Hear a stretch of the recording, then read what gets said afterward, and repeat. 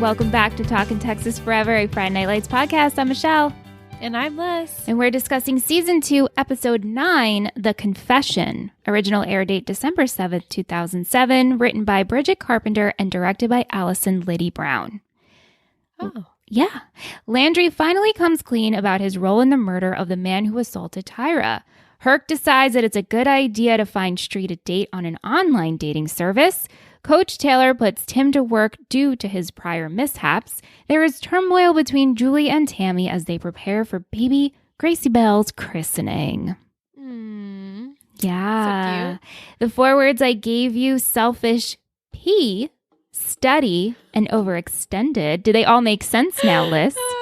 Yes. Yes. All right, let's start with selfish. So Coach approaches Tim about how he can pay off his debts.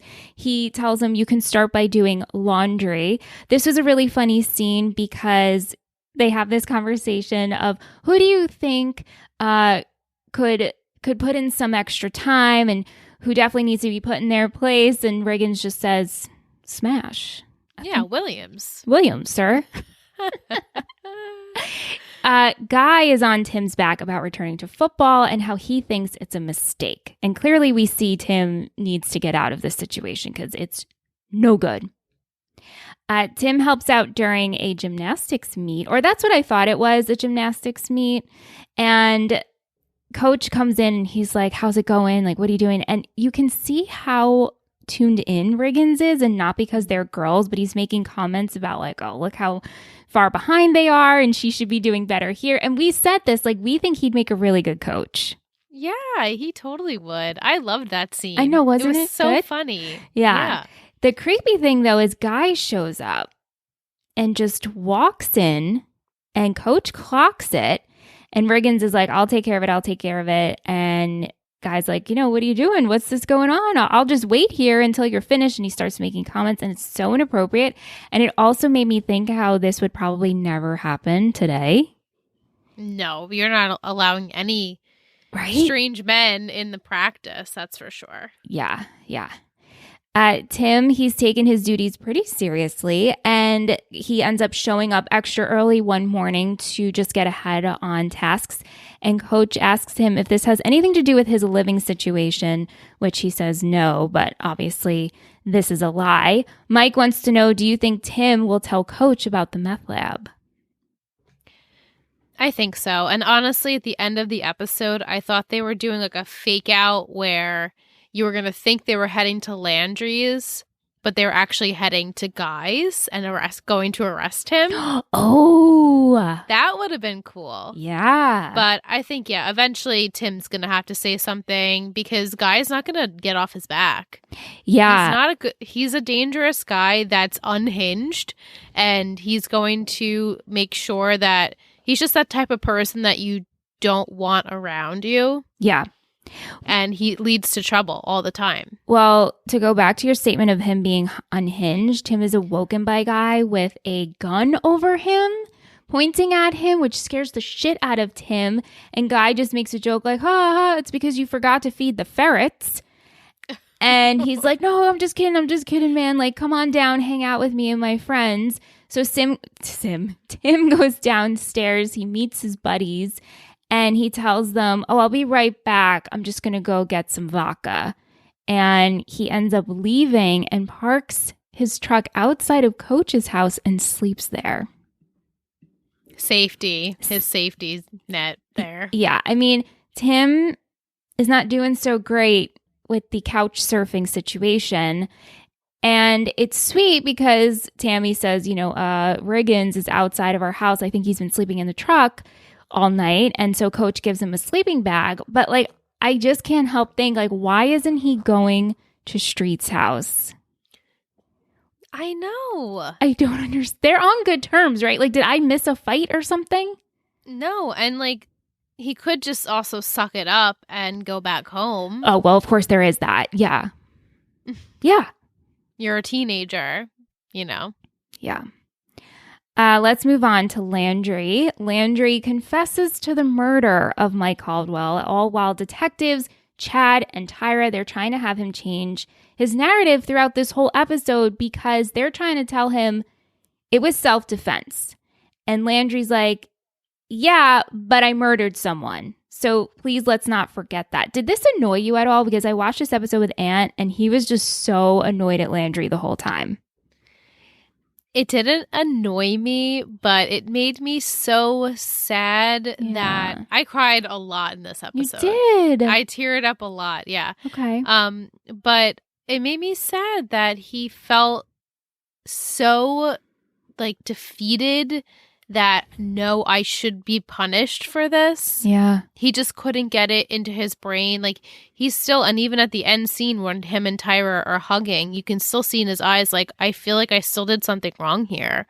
Right. So poor kid. He's just putting a lot of hard stuff on him. I know. As they all are. I know. It's true, though. And they meet with the lawyer, and the lawyer tells them, like, listen, this can go two ways. You could be tried as an adult, or you could be let out on probation. And Chad tells him, like, I can't handle if you go to prison. Oh my gosh, I cried there. Like, I can't handle if my son goes to prison. And Tyra, she can't handle it either. She doesn't want anything bad to happen to Landry because of her. And so the final straw was Landry questions Tyra again. Did you actually feel fear? Were you scared for your life? And she says yes. And also Chad reminds him he is charged with rape of 5 other women. Like, he's not a good dude. Like, I understand it's a person and you murdered and he has a brother and a family, but it was self-defense. Right. Yeah. And so Landry finally says that it was self-defense and they don't end up pressing charges. Yeah. So here we go, tied up in a nice little bow. Yeah, as I predicted it would be. Yes. All right, let's move on to study. Santiago is feeling the pressure of being a Panther and learning the plays. Buddy, we see him helping him study. He's making him dinner. I believe it was something with ramen. It was like steak and ramen zini or something. His specialty. But Santiago, he's like really not doing well on the field and trying to learn the plays. And we have this scene where Buddy and Santiago are driving. And Santiago flips out on Buddy because he's obviously frustrated. And Buddy tells him, like, you can do this. Take the opportunity, accept the challenge. If you don't do it tonight, you're never going to do it. You can get out. Go ahead, let yourself out. And Santiago just like yells at him and says, I hate you. I hate you. But this is such a good scene. Very like father-son-esque. Yeah. I feel like Santiago is that type of person that doesn't, maybe in the past he didn't try hard enough. Maybe he felt like he wasn't worthy of trying hard. And then he unfortunately gets himself wrapped up with the wrong crowd and goes to juvie. But, you know, now he has a chance to make something of himself. And that's what Buddy was saying. Like, you have this opportunity. And poor Santiago is like, I don't know what to do with it. Like, I'm so overwhelmed. I know. Even having a bed of my own, going to high school again, you know, being on a team, this is so much. And then he has to, and he's not familiar with the game either. It's not like this is something he like knows what to do. Like, imagine if they just threw one of us out there and was like, okay. No, it'd be awful. Good, right? It'd be awful. We would just stand there frozen. It was like me at the soccer field when I was 5 and my parents put me in soccer and they put me as goalie. And I just sat there and I said, please no one come towards me. I don't know what I'm doing here. Please just don't come near me. So I would be petrified. Yeah, I would too. We get to the game and the Panthers are losing. So in the second half, Buddy asks coach if he can put Santiago in. And he says, just trust me, like, please just take a chance on him. So he puts him in. It takes a couple of plays, but Santiago ends up coming through. He used his like fury. Yeah. He used his anger to get him motivated. Yeah. He was like really like a bull. Yeah. Like a bull fighting. Yeah. And then he was like, don't mess with me now. Like, I know what to do. and I just have to channel my aggression. Yeah. Ooh. It worked though. But after the game, Buddy tells him, listen, you brought the magic and you changed the game. He apologizes for the situation, but Santiago ends up thanking him. Buddy was really good in this episode. Can we give Buddy a little nod? Yeah, I've been giving him, I gave him a nod last week for this, and this week I felt they both realized it was like a really hard situation, and the words that they kind of threw around weren't so nice. Yeah. But at the end of the day, they're thankful. I think they're equally thankful to have each other. I agree. And like, there's a very tiny part where I'm like, well, of course Buddy's thankful that the Panthers are going to win. It's true. There's that selfish part of it, but also he's doing a good thing. It's like it's a win-win. It is. Yeah. All right. So Matt and Carlotta, they're sleeping together and they get interrupted by Grandma. All she cares about are her Snackwells. And she wants Matthew to ask her if Carlotta ate her Snackwells. And just really funny. Like, it doesn't even faze her. Do you think they make Snackwells still? I was thinking the same thing. My goodness, I feel like what a snack. That's like a 90s diet culture parent thing. Yes. Was have the Snackwells. They're only 100 calories or whatever it was. So I feel like I haven't seen them in a long time. That green box. And what it was like a chocolate cookie. It was like chocolate with like cream in the middle, I guess, right? Yeah. Mm-hmm. Not good. No, not good. But I ate them anyway. Yeah, you ate them anyway. Yeah. Ugh. Anyway, later on, Carlotta, she goes into the Alamo Freeze and Smash automatically starts hitting on her and says, oh, I can handle this. I'll take this, Matt. And she ends up asking for Matt because she's picking up Grandma's hamburger. So Smash is so excited for Matt. Like, oh, this is who you're sleeping with. This is the girl that's living with you. I have taught you well. But then he says, the problem here, though, is that your situation has no rules. And so it's going to fizzle out pretty soon. So you need to set some ground rules. So Matt tries to discuss with Carlotta on having ground rules. And Carlotta shuts it down with a kiss and then says she wants to teach him how to make mole. Do you feel as though they need ground rules? I don't like this relationship. So true. Mike wants to know, will Matt and Carlotta still be a couple come season 3? And will Grandma find out about them? I do not predict them to be a couple come season 3. Okay. And I think Grandma will find out about them. Will she care all that much? I'm not really sure. I'm not really sure if she would be so upset or heartbroken if these two were dating. But I can imagine there would be a tricky situation where Carlotta's going to need a new job, or she's going to be transferred somewhere, or, the time has come where maybe Grandma doesn't, she's beyond this type of help and needs maybe another type of, a facility. So I predict them breaking up, but I don't know how it's going to go. Yeah. And if it even becomes a thing. Right, because these ground rules can eliminate them having to, or I should say lack of ground rules will eliminate their having this weird talk like, okay, so are we going to break up? Like if they didn't solidify any relationship status, then it makes it actually easier, I think, to cut the cord, because then they're like, well, we're not anything, so yeah, it's a good point. Doesn't matter. Yeah. We shall see. I don't remember how this goes. I just know the end all. All right, let's move on to P. Weird part of this episode. So Herc and Jason, they're looking into online dating, wheelchairlovers.com. And this is all happening in Jason's childhood bedroom. They're interrupted by Jason's mom bringing some snacks and carrots. And Herc tells him, you need to get your own place. You got to get out. You got to get out. So Jason's outside of his house, and I forget if he's making up a play, and he's interrupted by Lila, which was really sweet. I loved this exchange because, like you have said, we didn't know them as friends. We've only known them as boyfriend, girlfriend. Mm-hmm. And so Lila stops to see him, and she catches him, and And he gets a call from his future date, Isabella. And so Lila's like, oh, are you smitten? Are you excited? And I don't know. I really, really liked this exchange between the two of them. Yeah, it was super genuine. And she was like, oh, good for you. Like, I'm happy for you. Yeah. Chris wants to know, well, Chris says, Jason was on Tinder before Tinder. Would you talk to your ex about a date you're about to go on? If they asked, I guess. I wouldn't just like throw it in their face. Right. Unless I really wanted to make them jealous. But I think at my age, I'm really overdoing those things. But yeah, I guess we could talk about it, especially if we're on a friend level like they are now. Even though we shared a friendship kiss, whatever that meant. I know. Let's not forget. I won't be able to forget it. Like me kissing my ex. Well, he's not really my friend, right? He's an ex-boyfriend.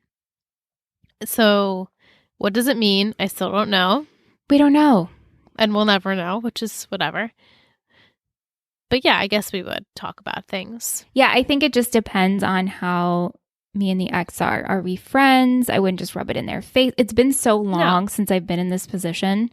And I hope that I won't ever have to be in this position ever again. So it's hard to think about that. But okay, so Jason goes on his date with Isabella. And he asks her, why are you on this website? And she says, why are you browsing? But she ultimately says she wants to be with guys who are more open-minded.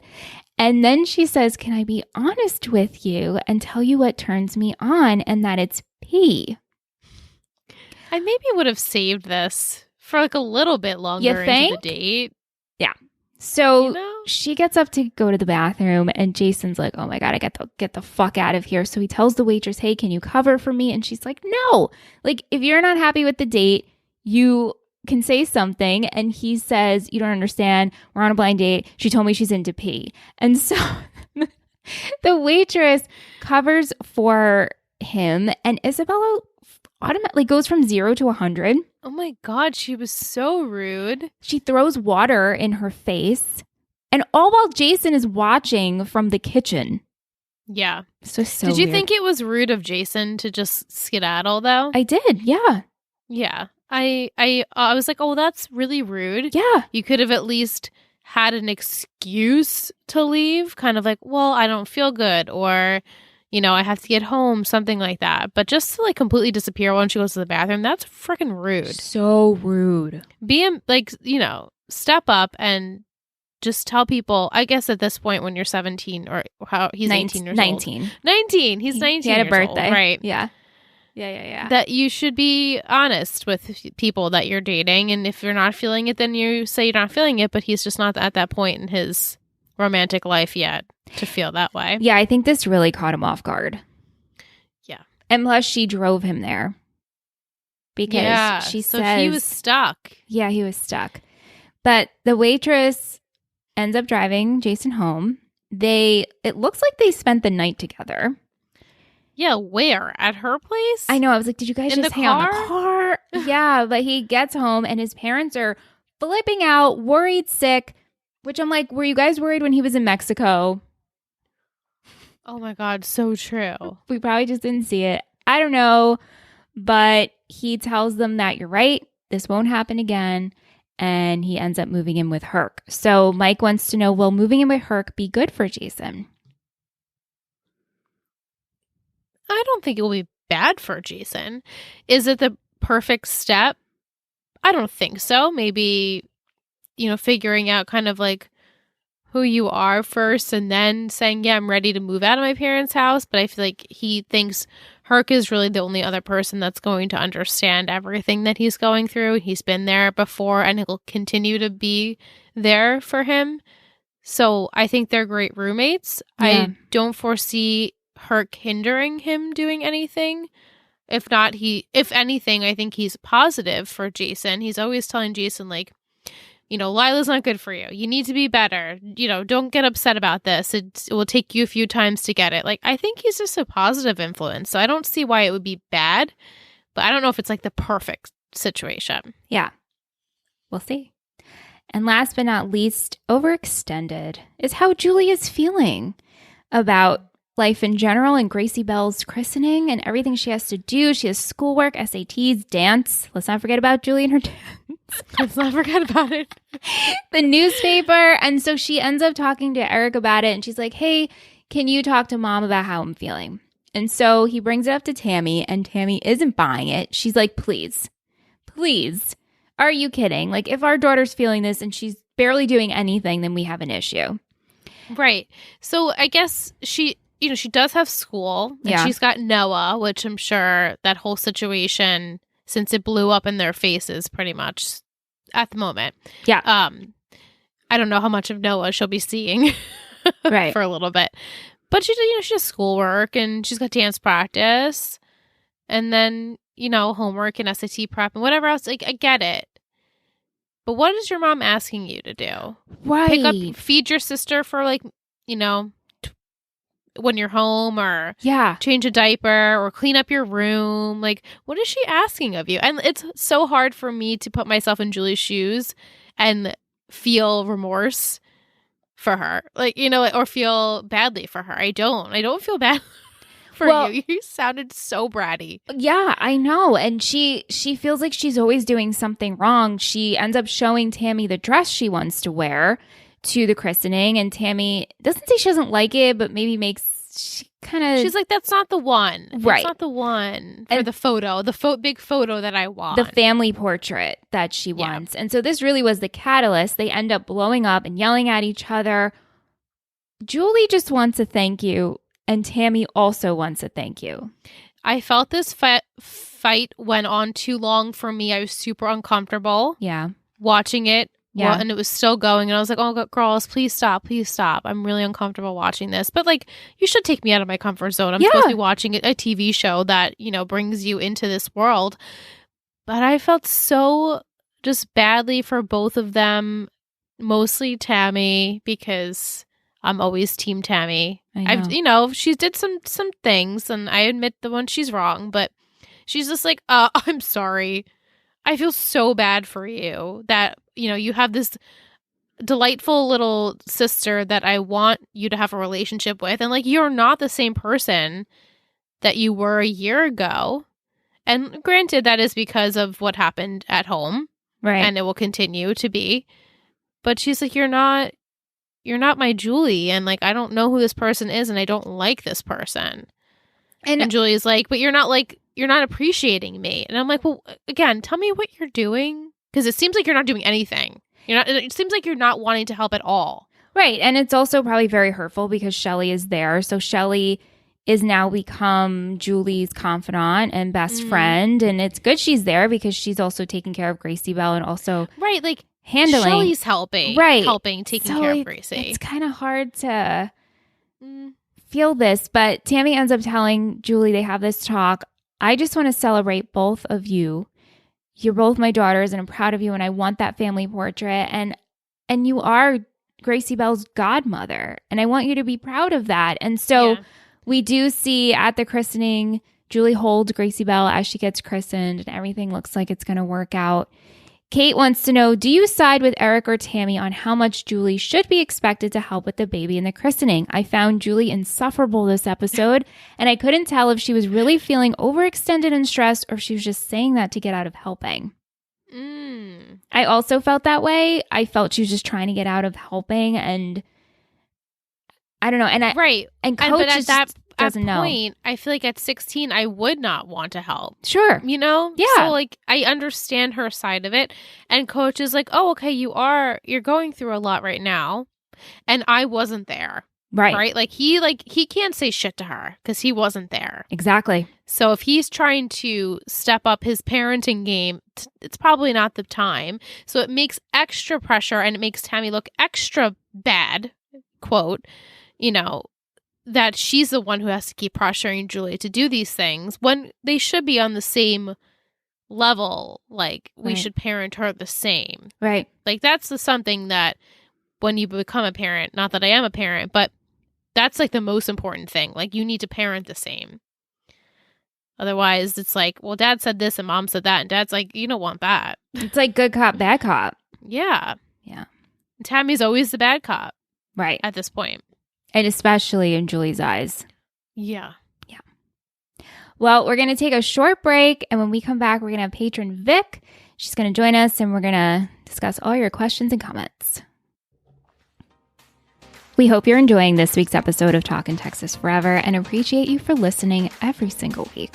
All of our shows are funded by our Betties who pledge to our network, and it means the absolute world to us. You hear us talk about it every week, but just in case you were wondering a little bit more, we have tiers starting at $1 and offer some pretty cool perks like guest hosting on the podcast, listening to episodes a day early, and access to the best group chat ever via Discord. These are just to name a few. To learn more about our network and everything we offer, check out patreon.com/Total Betty Podcast Network.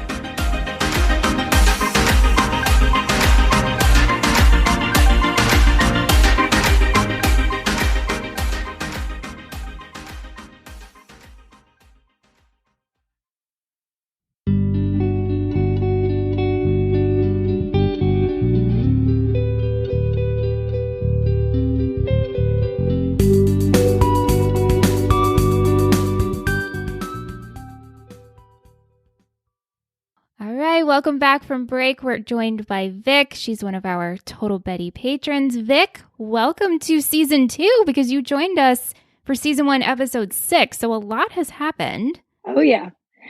Yeah. What are your thoughts on season 2? It's very different than season 1, that's for sure.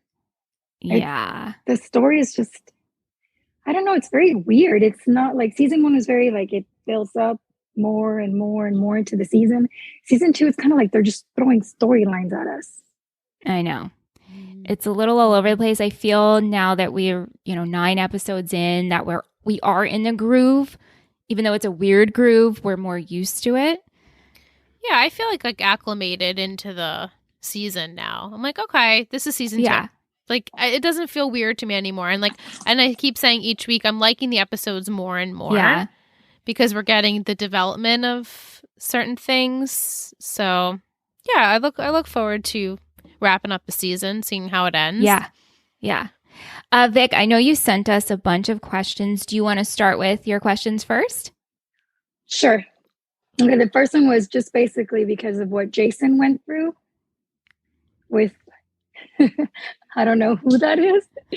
I put, have you ever been on an awkward date? Or at least, where you just want to get out of there. Yeah. It's funny. Kim asked this question too, Vic. And then Mike, he said, he also asked, but he said he had a friend call him crying. And he says, we had it arranged beforehand. I had to text the code word and I got a phone call about 5 minutes later and rushed out of there. 5 minutes.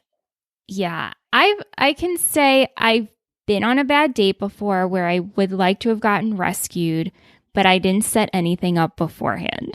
Same. I've been on that type of date where the whole time we were talking and I thought things, beforehand, like before the actual date, we were talking and things were going really well. And then when I met him in person, I was like, oh, you are not like that at all.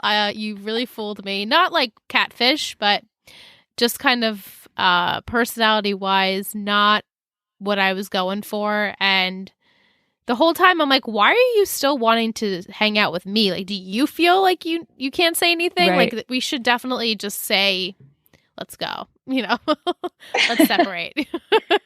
Yeah, I knew he wasn't liking it either. You know what I'm saying? Like, I don't know. Vic, what about you? Now it's so easy for people because they're like, oh, I'm going to go on a date, but I need you to call me, okay? If somebody like to check up on me or something. Like, we didn't have that before, but yeah, I did the thing where you like meet someone like online and then you're going to go. But I was so freaked out.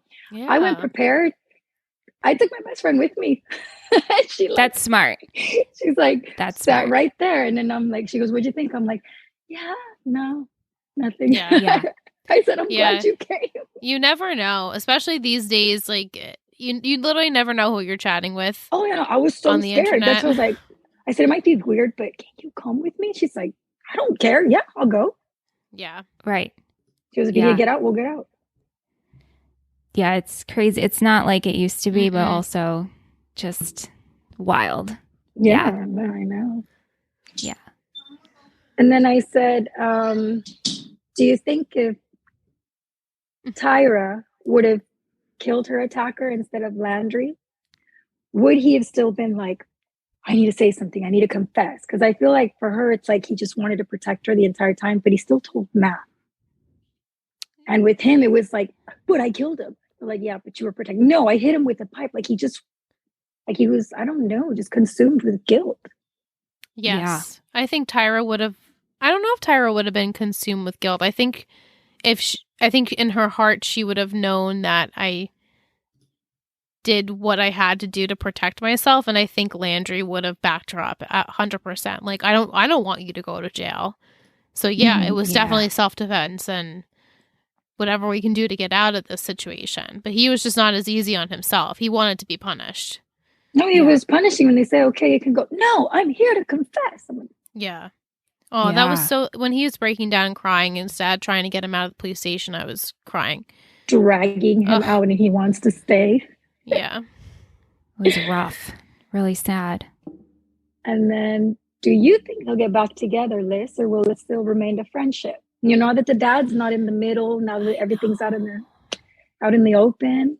Do you see them becoming a couple again or just being close again?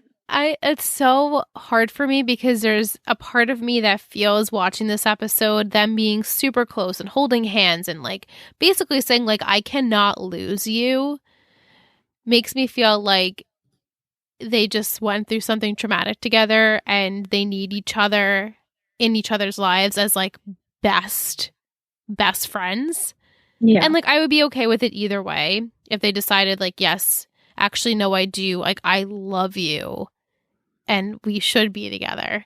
I'll be fine with it either way. My true feeling is that they're not going to get back together now, but he's going to realize like it meant something for both of us, but maybe not on a romantic level anymore. If that maybe they just sense. confused it in that moment. Yeah, like they got confused. Right. Yeah, like they confused their feelings of intensity and like just like the connection for love when it wasn't, even though I would love it to be. Yeah. Well, you know, Landry's in love with her. Oh, I mean, he's always been. He's always been, right? So is it one-sided? Right. She loves him, but I don't know if she's in love with him. Right. Yeah. Right. Yes. And then last one. Do you think Tim is now going to move in with the Taylors, or is he finally going to make his way back to his own home? I think he's going to hang out at the Taylors at least for a few episodes. I was like, oh, that's kind of cute. I would love to see him like sleeping on the floor of like Julie's bedroom or something. Right. I mean, that's probably not the choice. But where's Shelly sleeping? Maybe Shelly's going to go and Tim's going to move into where she's sleeping and he'll be there maybe till like, what are we on, episode 9? The end of the season. If not, like maybe like 3 more episodes and then Tim will finally go back home because maybe Billy will say like, you know what, Jackie and I are not working out. I'm sorry that you felt like you had to leave. That was never my intention. Didn't want to hurt you, man. But I don't know. Yeah. We'll see with that. I mean, yeah. Yeah. Will goes with the theme of what we're talking about. He says, is this episode going to be a huge pivot point? It seems like the only plot that will continue is the Matt Carlotta one. Everyone seems to be over their early season 2 issues as of now. Well, yeah, I mean, the murder was immediate first episode of the season, which we were so blindsided by. We were like, oh, wait, this is happening in the first episode. And like I said before, like I feel like I'm into this season now, and that weirdness of like summer has gone and we're kind of like into the school year and we're playing football again. So I feel like we're on the right path.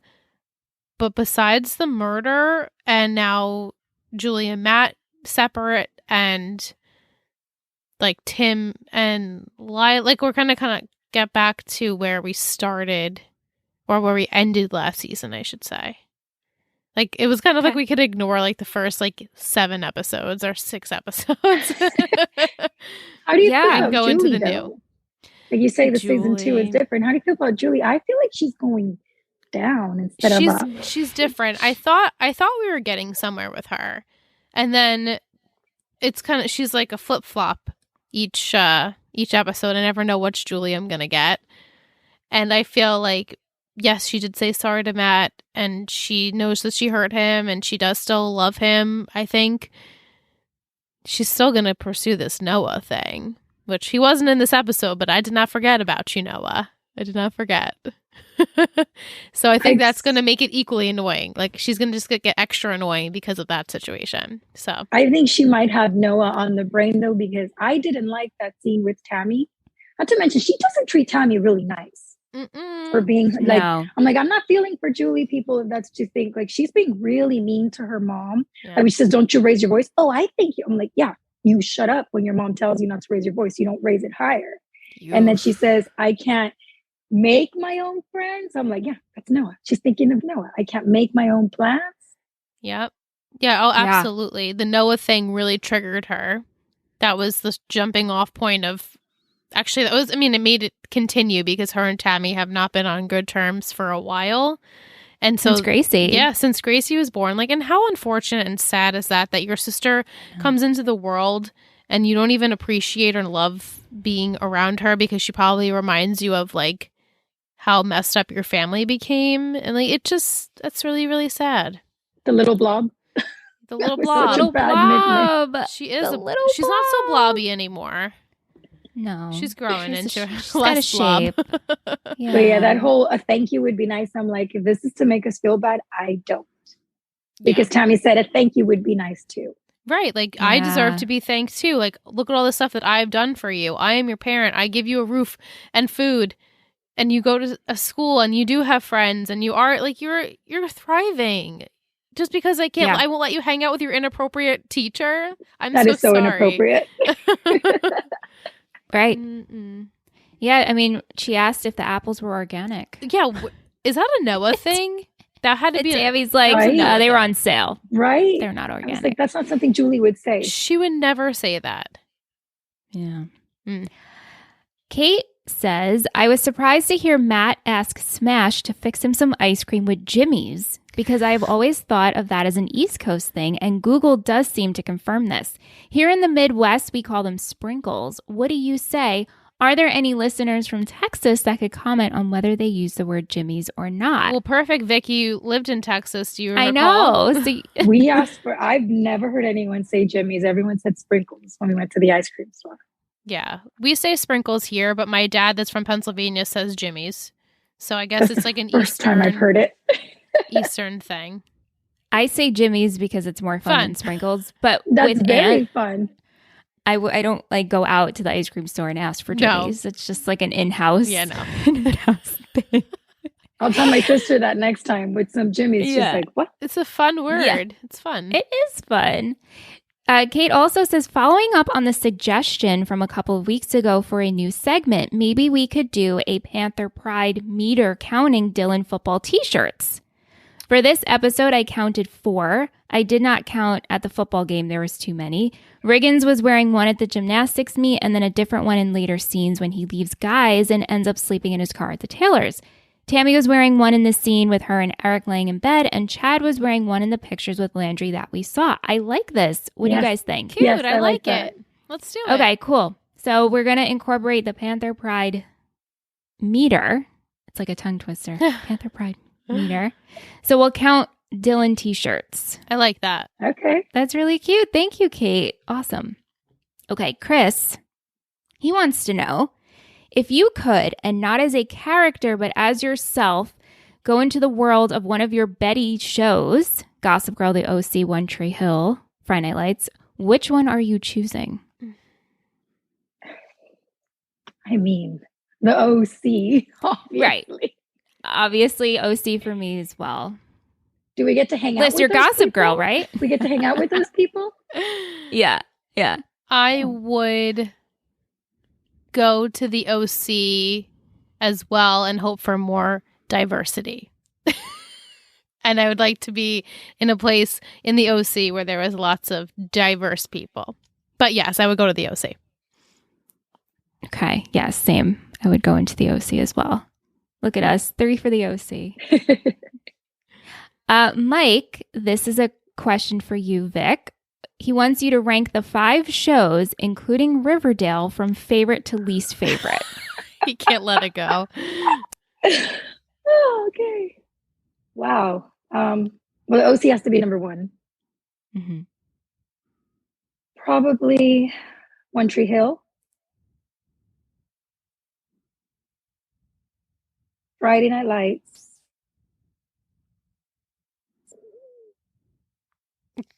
Gossip Girl, then Riverdale. Yeah. Mm-hmm. Just because there's a little bit more eye candy in Gossip Girl. Yeah. And we didn't even continue Riverdale, so it says it right there. Yeah, I don't know where we are. I know. How would you rank, Liz? I think I would do One Tree Hill, Friday Night Lights, The OC, Gossip Girl, Riverdale. Wow, and you didn't even finish Friday Night Lights. I didn't. She's throwing shade on the OC. I have to take offense. Wow. And you just said you'd rather go to the OC. I would love to go to the OC. And I would love to hang out with like Marissa and Summer and Seth and Ryan. I absolutely would. But when I think of like, that show impacted you guys in a different way. How One Tree Hill impacted me at a time in my life. And also this show is just so good. Like I don't foresee, like, and I'm sure there will be crazy stuff going on, but it's way more real and honest and dramatic, subtle dramatic, that I feel like at the end of the day, I'd be like, wow, that show actually really impacted me. Yeah. More so than the OC. But the OC was fluffier for me, if you will. No, I say it's I'm busting your chops. rich people problems, I like to say. Yeah, right. Because when I went to England, they asked me, is the OC really the way it is? And I'm like, how do you see it? Well, rich people going to school. I'm like, I said I wouldn't know. Yeah. I wasn't one of those rich people going to school. Exactly. Yeah. Michelle, how would you do it? I know you have OC at the top. Yeah, OC, Friday Night Lights, One Tree Hill, Gossip Girl, Riverdale. That's what I expected of you. Yeah, Riverdale's got to be at that. Just because I haven't finished it. And Gossip Girl I love in its own way because we talk about it every week. So yeah. Oh, yeah. And Friday Night Lights a little bit above One Tree Hill. Yeah. Tiny bit. They're like equal almost. Yeah, One Tree Hill, it's such a different show. It's so different. And I've only ever seen it. For me. But like for one time like through, interpersonal. But for some reason, I think it's just what has surrounded the show for me. And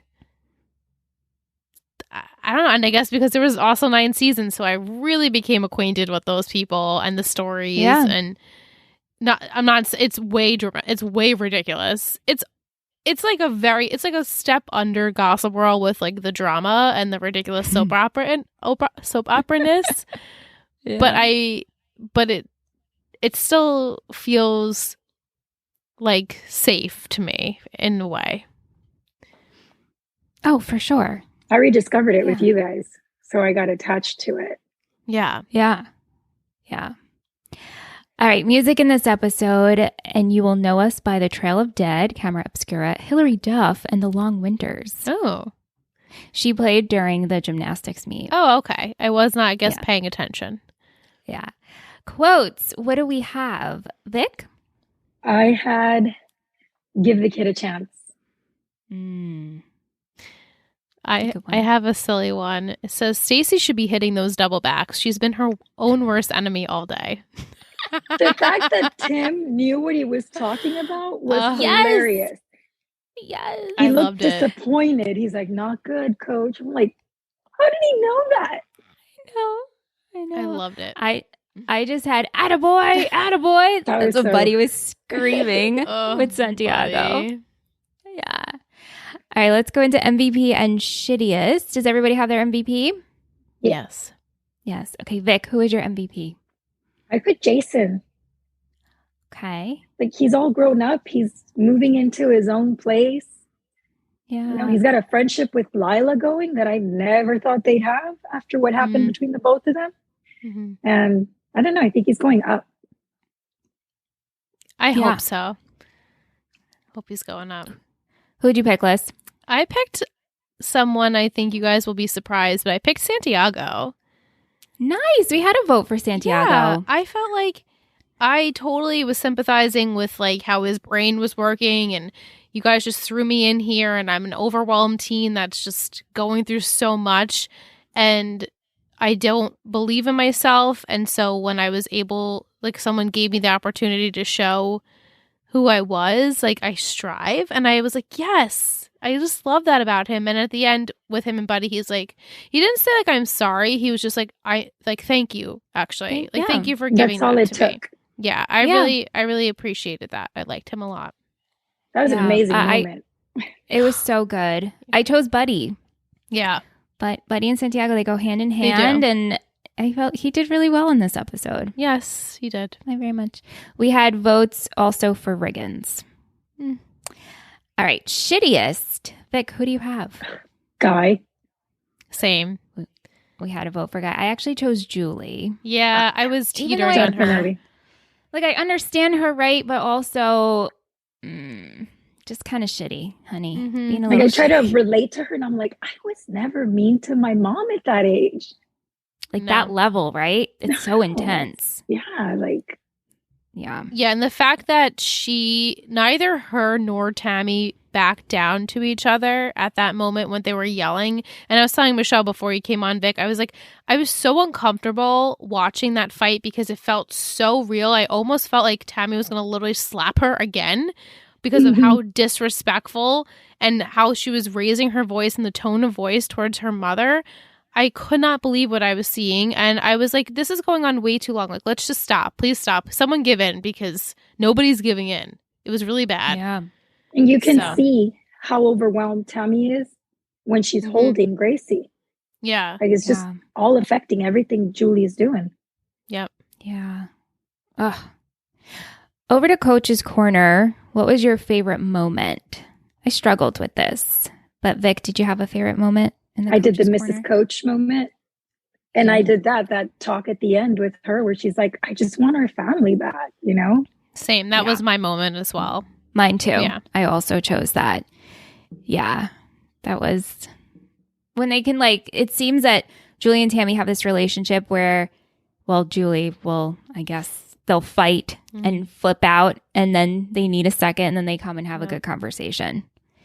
And that seems to what's been their pattern. That moment needed to happen, though, because I noticed after that moment, during the baptism, everything was just great. Like, she was holding the baby and she was like giggling and just, it's okay, and just holding her. And it's like maybe what she needed to hear. I don't know. Yeah, I think Tammy like slapped some sense into her. Kind of like, I gave you the role of a godmother because I was so proud that my daughter would have an older sister like you, and you should be setting an example for her and be good to me and good to this family. And I think Julie finally is recognizing that. I'm hopeful she continues to do so. But like I said, I have a feeling this Noah thing is going to creep on back in, and it's going to be hell after. I don't remember actually any of that. How much of the season do you remember? I remember next episode, kind of, and maybe close to the finale. But I forgot Noelle came so early. Yeah. And then Noah shows up. I forgot the whole Landry and Tyra thing was very early in the beginning. I could have swore it was mid, almost near the end. Vic. Same. And Santiago, I remember perfectly. Okay. That makes me hopeful for a good storyline for him. Yeah. All right. Let's go into a booster of the week list. Who are we supported by this week?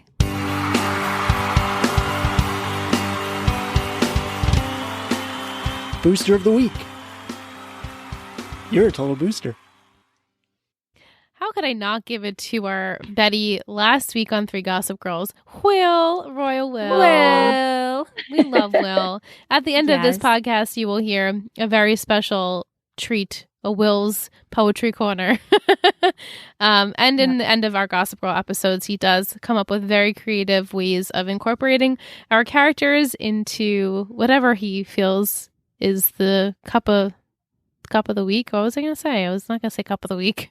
Flavor of the week. That's flavor of the week. Oh God, guys, my brain is slowly fading.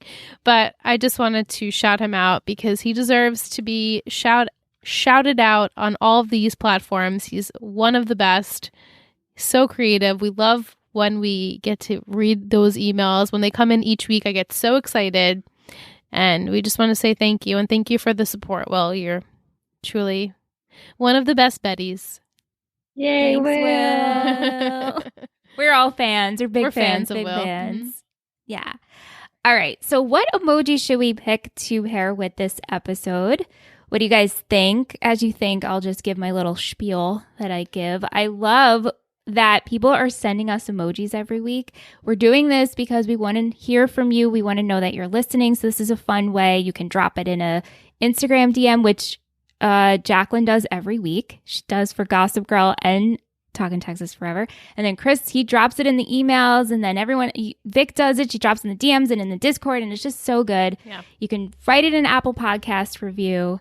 5 stars if that fancies you, please. But what are we thinking for this episode, ladies? I was thinking maybe like the top of the police car has that like light. Don't we have like an emoji? The siren. Don't we have a and kind of like that would work also in an Apple Podcast review. Like, stop what you're doing. Alert, alert. Like the circle. Alert, alert. Yeah. I love it. Let me just make sure it's actually in there. I think it is. It is. If you type alarm. Yeah. Or alert, because I use it all the time during It's work. a little red one. Yeah, there it is. Yeah. Yeah. So drop that in an email, a DM, the Discord, Patreon, Apple Podcast review. And that way we know you listened to this episode. We greatly appreciate it. We also want to plug a really fun convention that's happening next month, which I'm so excited we can actually say that. I know. Next so soon. month, we are heading to South Carolina for Epics and Chill.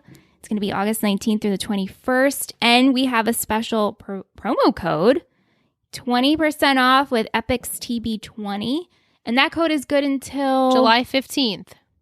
Awesome. Yeah. So you have about a few days to get that 20% off when you're hearing this. That's right. That's right. You can find it in the show notes, and you can meet people from Friday Night Lights like Guys Charles and Scott Porter and Stacey Oristano and Derek Phillips, OMG, and your favorite people from the OC and One Tree Hill and Gossip Girl and Heart of Dixie and Teen Wolf and Pretty Little Liars. I mean, it goes on and on. It's awesome. Yeah. So you should definitely check it out. All right, Liz. I'm really excited for next week. All I'm going to say is get ready to swoon, and swoon. That is not, yes, Vic knows. If you remember next week's episode, oh my goodness. Oh, that's right.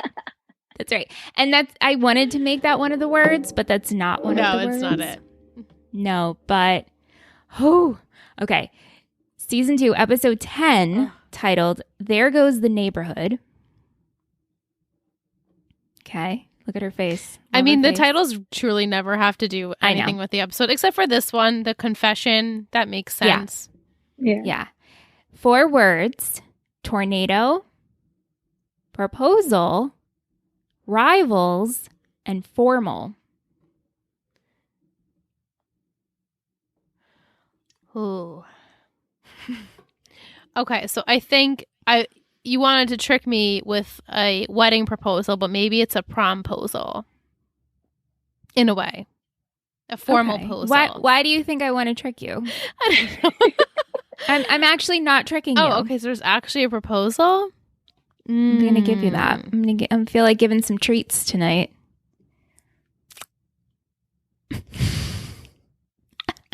I'm just throwing it out there. I don't even know if this is even on the same wavelength, but I have a feeling maybe Noah is going to propose to his girlfriend, and Julie doesn't even know that this girl exists, and she's going to be so upset.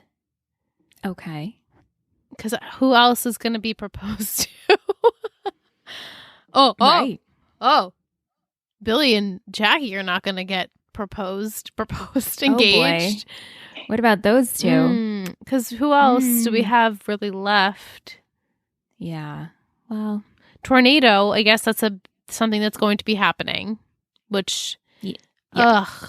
I don't want to deal with the aftermath of the tornado because it's always sad when like big, unexpected things in the world, obviously like that happen that you are out of your control, and maybe things get broken or things get ruined or people get separated or something really bad. Maybe we're go like the end of the OC where everyone has like their like groups that they're like huddled with that they stay with for like the episode. Rivals, that could be very obvious as far as who the Panther rivals are, but maybe it's not that. Maybe there's another coach coming in that's like coach's rival or like Buddy's rival, or maybe Smash's rival. Like just maybe it's not necessarily like the team, but maybe like one person on one person like getting involved. And then formal, like I predicted, I guess like a prom situation. A formal, winter formal, spring formal, summer formal. No, it wouldn't be summer because we just got back. It's a fall formal. It's fall formal. Super cute. There you go. Who's gonna go together? Uh-oh. Who's gonna go together? I think. Oh. Matt's not gonna bring Carlotta to the formal because that would just stir everything up. Maybe. Who else is there? Besides Lila and Tim, which you guys really know. Oh, Landry and Tyra. Maybe they'll go together. Or maybe everyone will just go separate. It's like not that type of thing. And they'll all like dance and party together at the formal. Yeah, that's all I got. I don't want to say too much ridiculousness, so yeah. I think the proposal between Noah and the girlfriend is, I'm just throwing it in there. It's not going to happen, but I would like to see something like that happen where it ruins Julie's chances, obviously, of being with him and lets her down in a way where it's like easy and like he doesn't have to do it. Do you know what I mean? Yeah, sure. You know? Yeah. But yeah. Okay. It's just I watched the episode and I mean, I enjoy I have a feeling we're we're swooning over obvious Tim Riggins, asking Lila to go to the formal with him or no. Okay, I'm just going to shoot that down right now. That's not what happens at all. That's not why we're swooning. So he's That's not why we're swooning. He's in a suit? No. Okay, I look really forward to it's just exactly, Vic. It's just Tim. The Tim Riggins of it all. Okay. All right. The essence of Tim, we get so much next week, and it is swoon. Like, I had big, goofy grin watching at certain parts. Oh, I'm so excited. And even Ant was grinning. I'm like, because he's so damn charming. Oh, my God. And we're going to be together to watch. No, we're not. We won't be together. Oh, well. Because of our finale. If you guys are a fan of Gossip Girl, if you're listening to 3 Gossip Girls, next week on Patreon, we're going to be live podcasting, live watching the finale, the series finale of Gossip Girl. How did we make it here? Now that's an alarm emoji. That's an alarm emoji. Mm-hmm. That's like absolutely big. So join us if you are a fan of the show, and if you're a patron, then in the Upper East Side tier, you get to join us. So check us out. Yeah. All right, before we end tonight, I do have Will's football poetry corner. Let's snap. Jailbreak. A jailbreak is when a team sends more than 4 to 5 defenders towards the quarterback to sack him, leaving the secondary exposed to the pass. Santiago is asked to perfect when to jailbreak blitz, but he is still dealing with the personal implication of his recent incarceration. Landry's father gets him out of jail after his confession. Jailbreak. Nice. Jailbreak. Very good, Will. Thank you so much, Vic, for joining us. I'm so glad you're with us. I'm so glad you got to join us for season 2. Yeah. Hopefully we'll see you in season 3. Do you have any last words to say? No, I'm considering that we were like, season 2. I'm actually enjoying it. Same. Yeah. No, it has, there's parts Like we're learning more. And you kind of, I think also you just have to ride the wave of this season. Yeah. And I also do like, one thing I like about the show is, I don't know if you've noticed how perfectly placed the music is during the scenes. Yeah.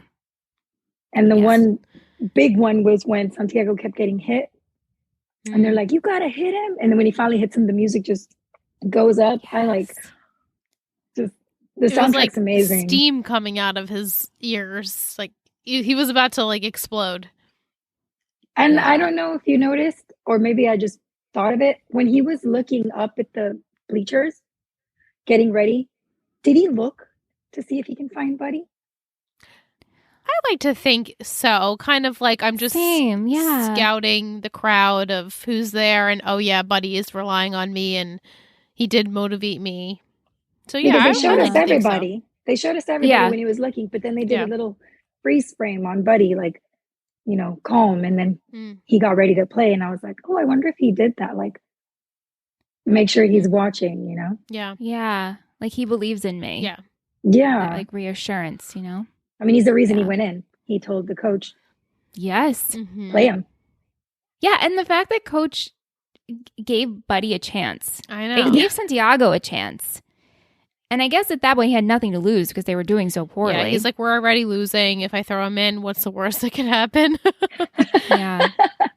That was so good, though. He did well for them, and for himself. Yeah. And I was really proud. And he looked so defeated in this episode, most of it. And then he really needed the win. And I'm glad that he got it. Yeah. And he told him, you changed the momentum of this game, because he said you won the game. And he's like, no. He was like, no, it wasn't me. He's like, you changed the momentum. Yeah. Yeah. Yeah. It was really good. We'll be back next week for episode 10. Oh my God, we're in the double digits. With all that Tim Riggins swoon-worthy conversation. Oh my God, I'm so excited. I hope I didn't talk it up, honestly, but I don't think so. I think anybody who's into Tim Riggins will enjoy next week's episode. I'm sure they will. Thank you so much for listening to Talking Texas Forever, a Friday Night Lights podcast. You can email us at talkingtexasforever@gmail.com. If you're interested in seeing what we do with this show and all of our others, head over to Instagram at Total Betty Podcast Network. This has been a Total Betty podcast, produced and edited by Michelle Rubenstein and Alyssa Tenio, music by Anthony Vacora.